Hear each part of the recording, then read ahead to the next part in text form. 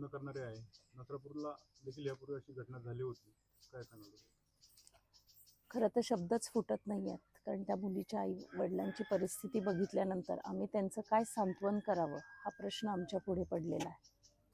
अशा घटना घडूच नाहीत आणि जी घटना झाली आहे त्याचा मी जाहीर असा निषेध करते, परंतु नुसता निषेध करून चालणार नाही.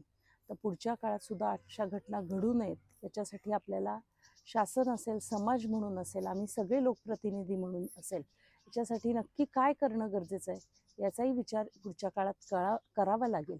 आणि जी घटना घडली आहे कायद्याच्या चौकटीत राहून शेवटी आपल्याला निकाल लागणार आहे, पण तो कायद्याच्या चौकटीत ह्या लोकांची जी अवस्था आहे ती बघितल्यानंतर त्यांचं असं म्हणणं आहे की लवकरात लवकर त्या नराधमाला शिक्षा व्हावी.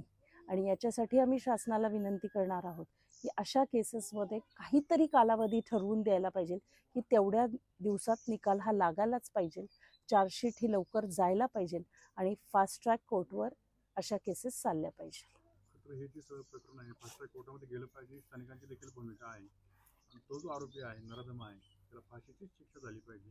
यासाठी तुम्ही काय प्रयत्न करणार आहात तुमच्या वरिष्ठ नेत्यांशी बोलून? नक्कीच आम्ही या राज्याचे गृहमंत्री तथा मुख्यमंत्री यांनाही विनंती करणार आहोत, या राज्याच्या उपमुख्यमंत्री आमच्या नेत्या सुनेत्रा वहिनी यांनाही विनंती करणार आहोत की नसरापूर सारखीच ही घटना तशीच दिसते आणि फास्ट ट्रॅक कोर्टवर जाऊन लवकरात लवकर या केसचा निकाल कसा लागेल आणि कठोरात कठोर फाशीची शिक्षा या नराधर्माला कशी होईल याच्यासाठी आम्ही सगळेच जण, कारण समाज म्हणून जेव्हा आपण काम करतो तेव्हा अशा गोष्टींमध्ये सगळ्यांनीच एकत्र येऊन पुढे जाणं गरजेचं आहे.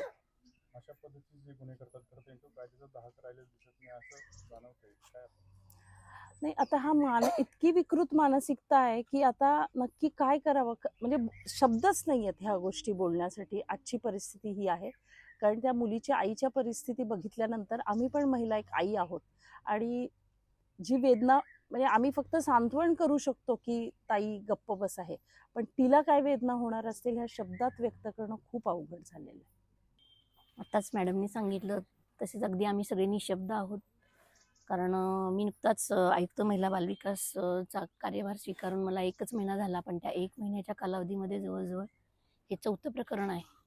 असे महाराष्ट्र राज्यामध्ये जी विकृती वाढत आहे त्याला माझी तर समाजाला विनंती राहणार आहे की याच्यामध्ये कशा पद्धतीने त्या गावानी किंवा त्या म्हणजे शिक्षण कमी पडतंय की शासनाकडून म्हणजे काय करावं, आम्हाला शब्द नाही आहे त्याच्यापुढे.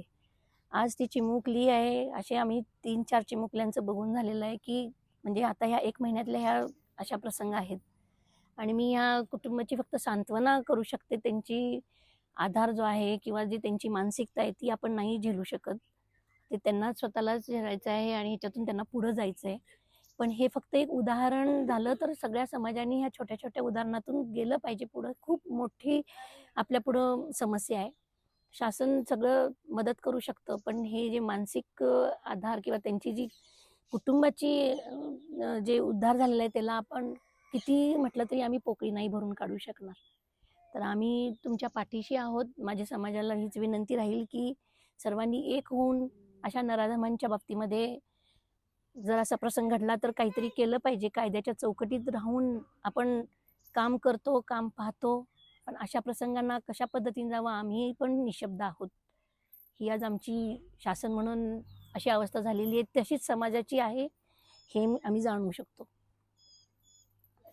महाराष्ट्राची वाटचाल कुठेतरी बिहारच्या दिशेने किंवा यूपीच्या दिशेने होते असं वाटत नाहीये काय? जो प्रसंग घडलाय हे प्रसंग आपल्या महाराष्ट्रामध्ये घडत नव्हते, परंतु आता ही घटना घडायला लागल्या.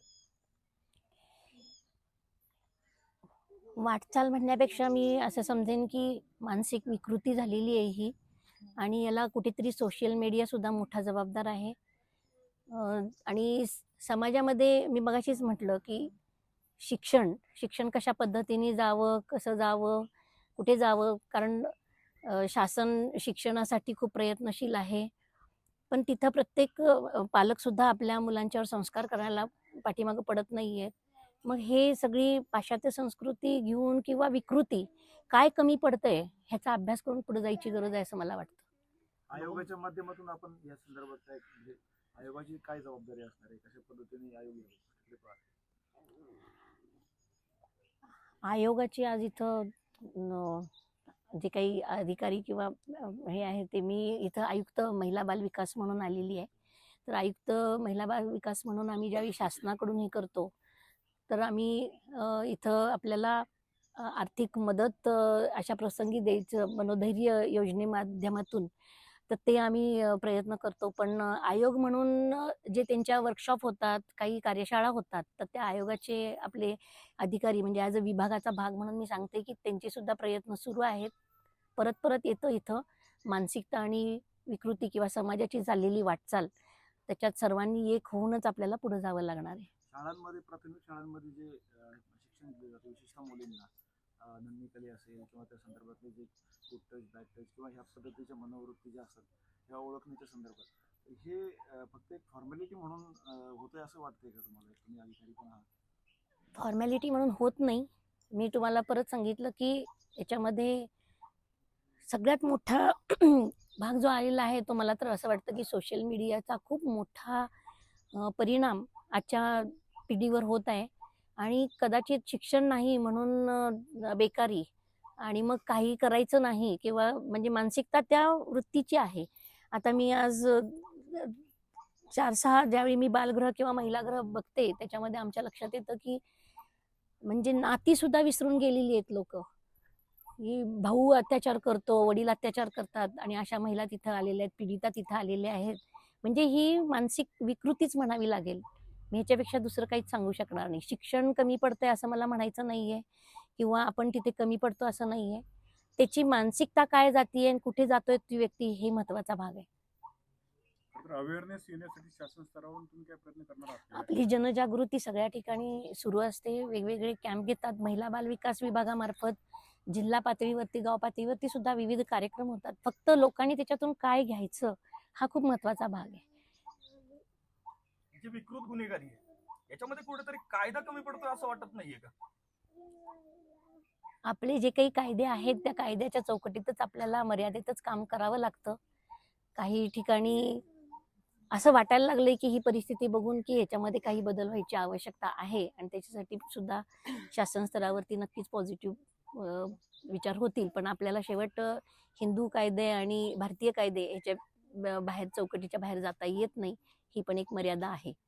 राजकारण, समाजकारण, शेती उद्योग, गुन्हेगारी यातील नवनवीन घडामोडींसाठी आजच हिंदवी न्यूजला सबस्क्राईब करा आणि बेल आयकॉनवर क्लिक करायला विसरू नका.